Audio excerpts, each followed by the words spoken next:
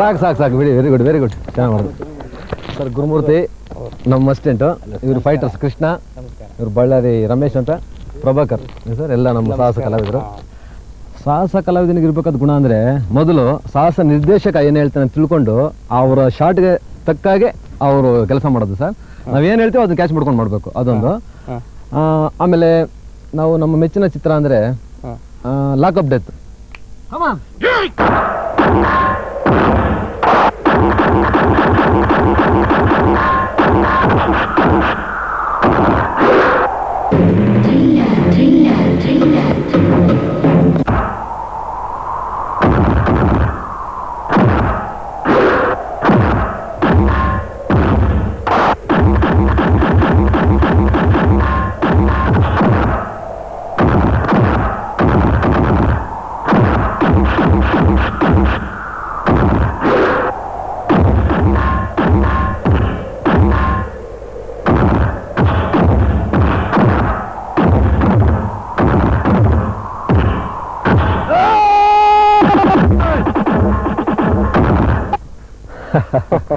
Lockup death ಚಿತ್ರದ fight ನೋಡಿದ್ರಿ, ಚೆನ್ನಾಗಿರ್ಬೇಕಲ್ಲ?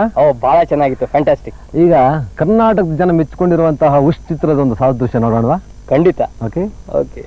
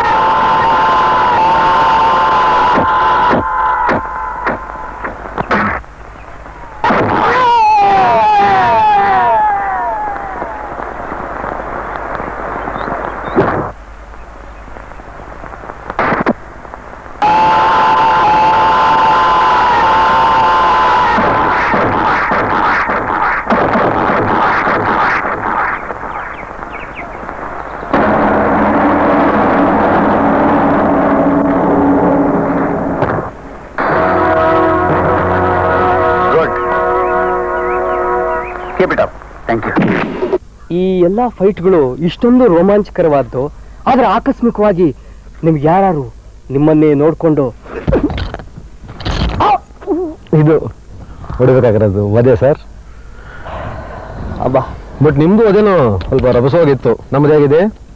ಬಹಳ ಜೋರಾಗಿ. ಸ್ಕ್ರೀನ್ ಫೈಟ್ ಅಂತಂದ್ರೆ ಜನರ ಭಾವನೆ ಒಂದು ರೀತಿನಲ್ಲಿ ಇರುತ್ತೆ, ಆದ್ರೆ ಈ ಫೈಟ್ ನಲ್ಲಿ ಇರತಕ್ಕಂತ ನಾನಾ ಒಂದು ಅಪಾಯ ಯಾವ ತರ ಎದುರಿಸ್ಬೇಕಾಗತ್ತೆ ಒಬ್ಬ ಸ್ಟಂಟ್ ಕಲಾವಿದ, ಇದ್ರ ಬಗ್ಗೆ ಸ್ವಲ್ಪ ವಿವರಿಸ್ತೀರಾ?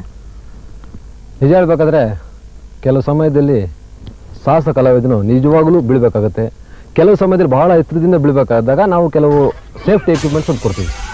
ಆದರೆ ನ್ಯಾಚುರಲ್ ತೋರಿಸ್ಬೇಕಂದಾಗ ಕೆಲವು ಸಮಯದಲ್ಲಿ ಒರಿಜಿನಲ್ ಕೆಳಗಡೆ ಬೀಳ್ಬೇಕಾಗುತ್ತೆ, ಆ ಟೈಮಲ್ಲಿ ಅವನಿಗೆ ಏಟುಗಳು ಬೀಳೋ ಚಾನ್ಸಸ್ ಇದೆ.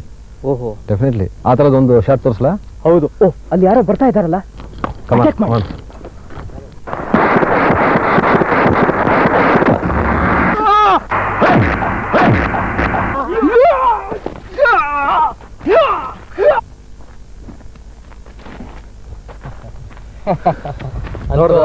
ನಿಮ್ಮ ಸಾಹಸ ಬಹಳ ಜೋರಾಗಿತ್ತು. ನಮ್ಮ ನೈಜವಾದ ಹೊಡೆದಾಟ ಎಲ್ಲ ಏನಿದ್ರು ತೆರೆಯ ಮೇಲಷ್ಟೇ, ತೆರೆ ಹಿಂದ್ಗಡೆ ನಾವೆಲ್ಲ ಸ್ನೇಹಿತರೆ. ಅಂದಾಗೆ ಮಿಕ್ಕಿದ ವಿಷಯ ಎಲ್ಲ ನಮ್ಮ ಕ್ಯಾಂಪ್ ಹತ್ರ ಮಾತಾಡ್ಬೋದಲ್ವಾ? ಖಂಡಿತ, ಬನ್ನಿ ಬನ್ನಿ ಹೋಗೋಣ.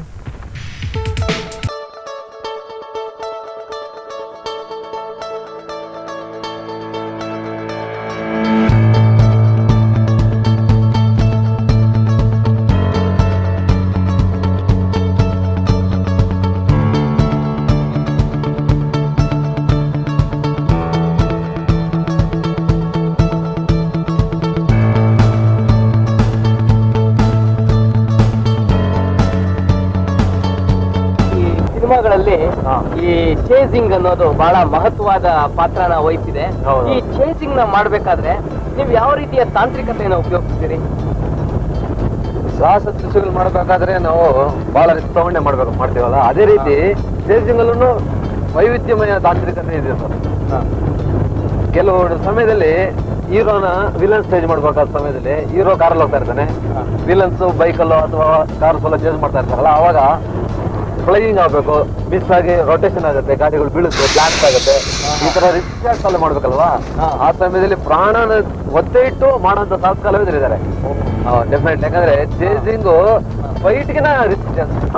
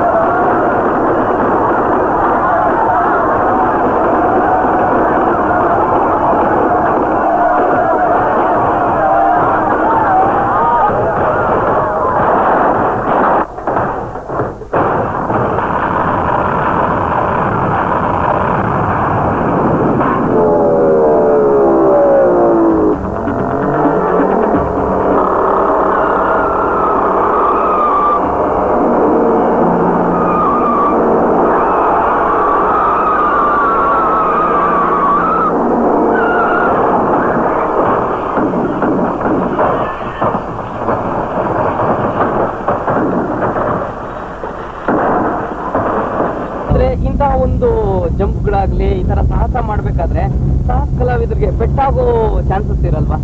ಡೆಫಿನೆಟ್ಲಿ ಇರುತ್ತೆ ಸರ್.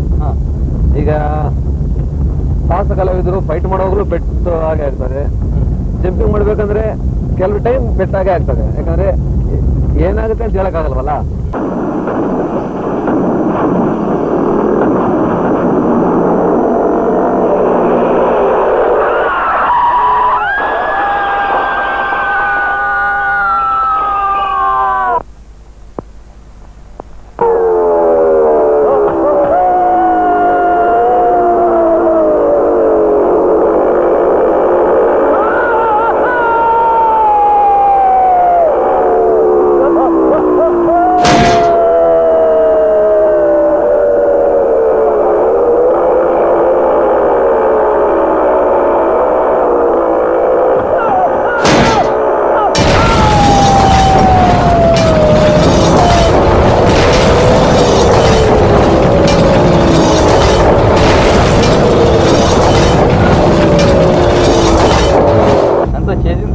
ಒಂದು ರೀತಿ ಬಹಳ ರೋಮಾಂಚಕಾರಿ, ಸಂದೇಹವೇ ಇಲ್ಲ. ಹೌದೌದು.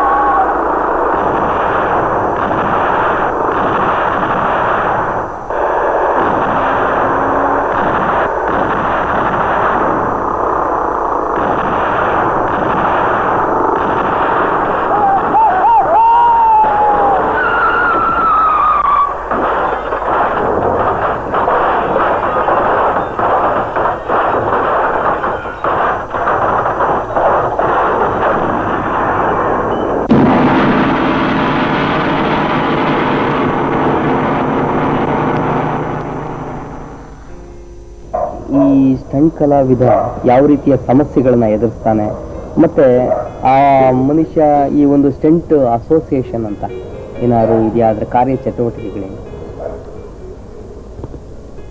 ನಿಜ ಹೇಳ್ಬೇಕಾದ್ರೆ ಪ್ರತಿಯೊಬ್ಬ ಸಾಹಸ ಕಲಾವಿದನಲ್ಲೂ ಒಂದು ನವೀನ ರೀತಿಯ ಸಾಹಸ ಮಾಡಬೇಕು ಅನ್ನೋ ಆಸೆ ಇದ್ದೇ ಇರುತ್ತೆ. ಅವನು ಮನೆ ಬಿಟ್ಟು ಆಚೆ ಬರುವಾಗ ತಂದೆ ತಾಯಿಗೆ ಅಮ್ಮ ಕೆಲಸಕ್ಕೆ ಹೋಗ್ಬಿಡ್ತೀನಿ ಅಂತ ಹೇಳ್ಬಿಟ್ಟು ಬರ್ತಾನೆ. ಮನೆಯಿಂದ ಆಚೆ ಹೊರಗಡೆ ಬರ್ತಾನೆ.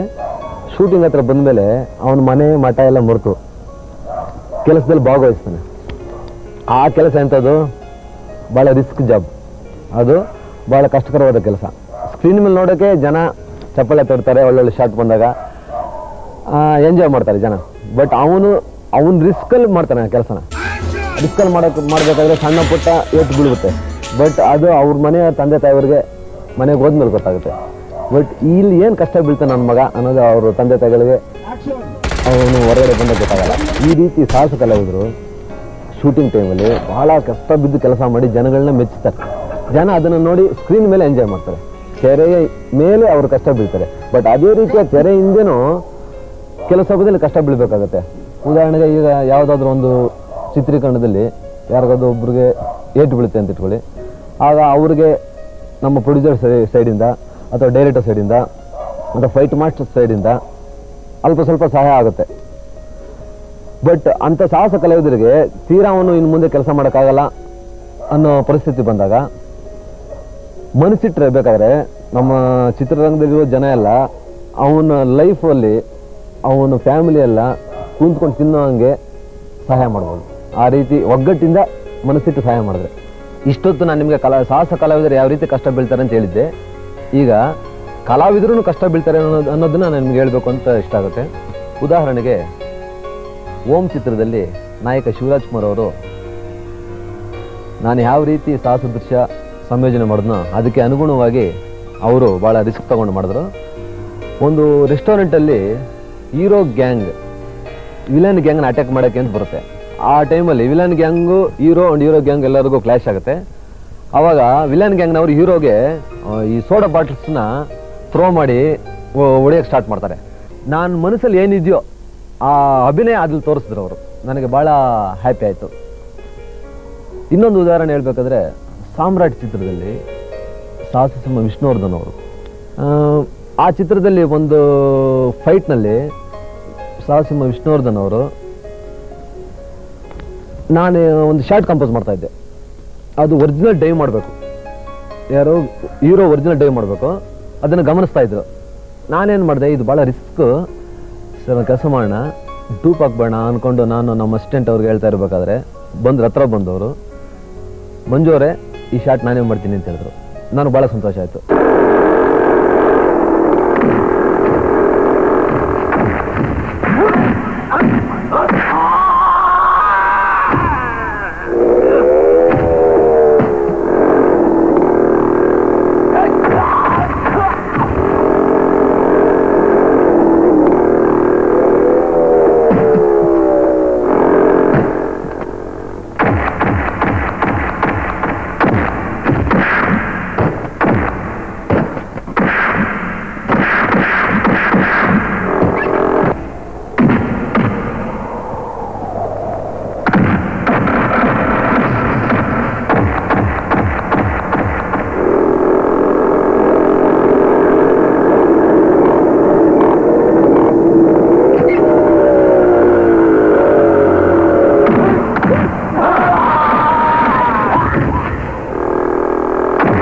ನಮ್ಮ ಕನ್ನಡ ಚಿತ್ರರಂಗ ಬರೀ ಕರ್ನಾಟಕದಲ್ಲಷ್ಟೇ ಅಲ್ಲದೆ ಭಾರತೀಯ ಚಿತ್ರರಂಗದಲ್ಲಿ ಹೆಸರು ಬರಬೇಕು. ಕರ್ನಾಟಕದವರು ಕನ್ನಡ ಪಿಕ್ಚರು ಎಷ್ಟು ನೀಟಾಗಿ ಮಾಡ್ತಾರೆ, ಎಷ್ಟು ಚೆನ್ನಾಗಿ ಮಾಡ್ತಾರೆ, ಎಷ್ಟು ವಿಭಿನ್ನವಾಗಿದೆ ಅನ್ನೋ ಹೆಸರು ಬರಬೇಕು. ಗಳಿಗೆಗಳು ಖಂಡಿತ ನನಗಂತೂ ತುಂಬಾ ಥ್ರಿಲ್ ಕೊಟ್ಟಿದೆ ಅನ್ನೋದ್ರಲ್ಲಿ ಸಂದೇಹವೇ ಇಲ್ಲ. ಥ್ರಿಲ್ಲರ್ ಮಂಜು ಅವರೇ, ತುಂಬಾ ಧನ್ಯವಾದಗಳು. ಬಹಳ ಸಂತೋಷ.